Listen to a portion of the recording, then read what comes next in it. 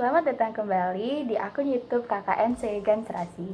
Pada sesi kali ini, KKN Segan Serasi ingin mengajak penonton untuk berdiskusi bersama mengenai pentingnya peran e-commerce pada masa pandemi COVID-19 ini.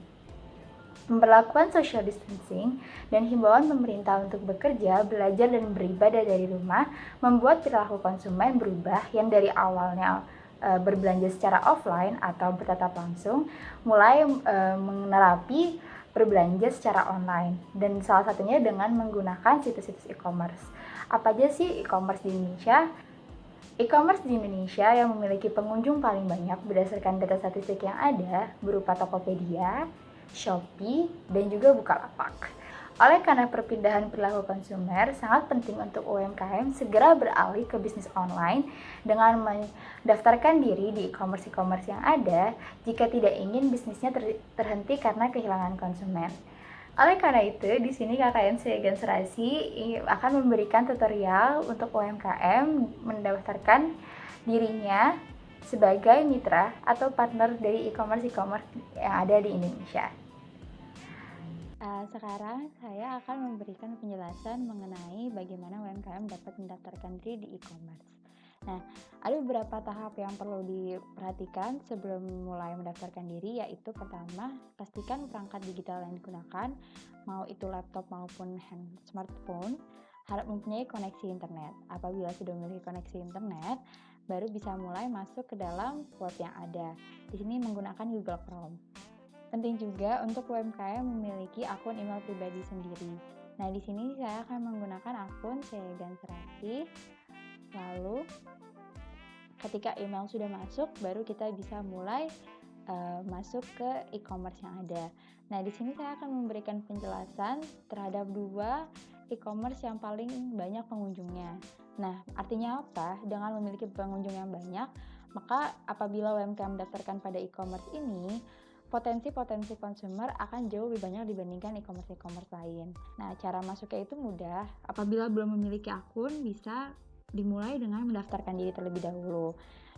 Caranya juga sangat mudah, bisa melalui Facebook ataupun Google, lalu bisa juga memasuki nomor handphone atau email yang tadinya ada di terdaftarkan.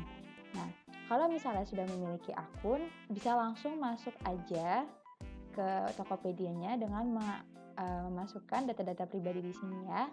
Nah, apabila sudah memasuki akun Tokopedia-nya, bisa langsung buka toko untuk UMKM mendaftarkan diri sebagai penjual di Tokopedia. Nah, sebenarnya untuk memasuki akun Tokopedia ini atau memasuki cara mendaftarkan diri di akun-akun e-commerce yang lainnya pun sangatlah mudah, sehingga ini mempermudah UMKM untuk bisa mendaftarkan diri di Tokopedia ataupun Shopee sehingga dapat segera menjualkan atau memperdagangkan produknya. Nah, nama tokonya saya akan masukkan Segan Serasi.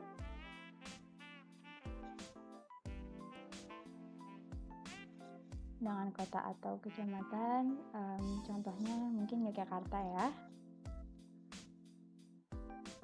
Lalu kode posnya, oke, saya setuju, buka toko gratis. Nah, apabila sudah selesai, Segan Serasi buka, bisa langsung tambah produk yang ada. Nah, di sini prosesnya juga sangat mudah dan sangat mudah dimengerti. Bisa langsung pilih gambar produk yang ada.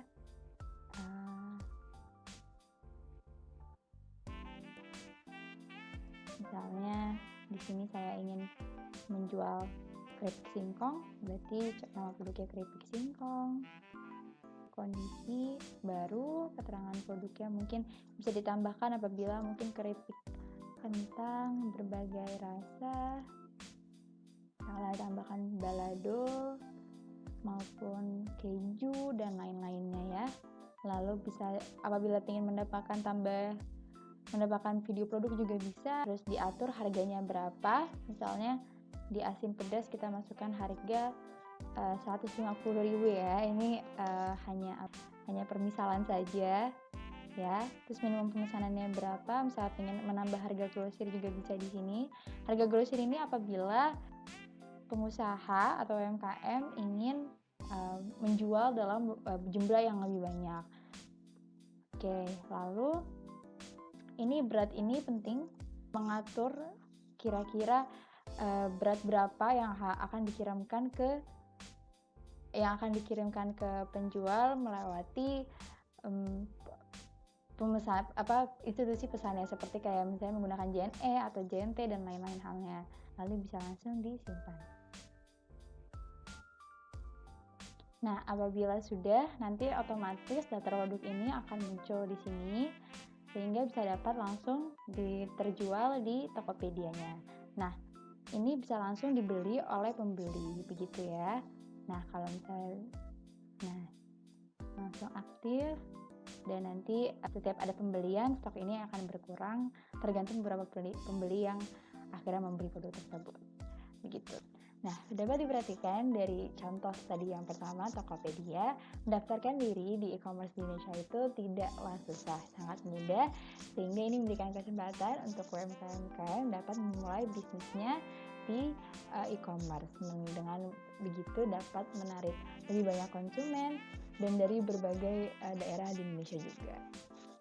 Nah, selanjutnya, sekarang saya akan memberikan penjelasan sedikit mengenai cara mendaftarkan diri di Shopee. Melanjutkan diskusi dalam mendaftarkan diri di e-commerce, sekarang saya akan memberikan penjelasan sedikit mengenai cara mendaftarkan diri di Shopee, yaitu salah satu e-commerce di Indonesia juga. Jadi selain Tokopedia, UMKM juga bisa mendaftarkan diri di Shopee. Sebenarnya apa sih tujuannya mendaftarkan diri di kedua e-commerce atau lebih? Dengan ini, produsen atau UMKM dapat dengan mudah menjangkau konsumen yang jauh lebih banyak, karena pengunjung-pengunjung bisa berbeda dari yang berbelanja di Tokopedia dan berbelanja di Shopee. Dengan memberikan diversifikasi dalam mendaftarkan diri, UMKM dapat meraih audiens atau konsumen yang jauh lebih banyak. Nah, caranya tidak beda dari Tokopedia. Pertama, masukkan data login atau masuk. Setelah masuk, pada daerah kiri ada tinggal klik kata jual, lalu akan dibawa ke situs ini. Nah, di situs ini ada beberapa fitur yang mungkin perlu dikenali. Nah, sebelumnya kita bisa mendaftarkan diri atau memasuki produk yang akan kita jual terlebih dahulu, yaitu dengan masuk ke produk saya, bisa langsung ke tambah produk baru. Nama produknya mungkin kita akan samakan dengan sebelumnya, keripik kentang. Terus kategorinya adalah halnya makanan dan minuman. Nah, berarti di sini makanan ringan, keripik dan kerupuk. Lalu lanjut. Ini bisa ditambahkan deskripsi produknya. Lalu buat mereknya. Ini untuk apabila sudah terdaftar pada BPOM. Terus tanggal kadaluarsanya. Terus umur simpannya misalnya berapa lama ini barangnya bisa disimpan. Terus informasi penjualannya. Dengan harga, misalnya saya akan jual dengan harga 200.000. Terus habis itu stok yang saya ada berapa. Ini sangat penting ya, karena stok ini bisa menginformasikan terhadap pembeli apakah kita masih ada stok atau tidak gitu. Lalu bisa dimasukkan informasi variasi, foto produk.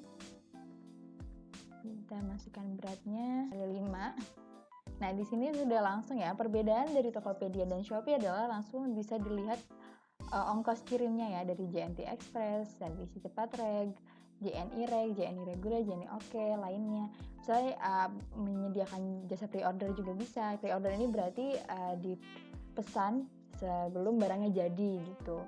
Lalu simpan dan ya. Nah, di sini produk langsung terlihat sama bentuknya dengan Tokopedia.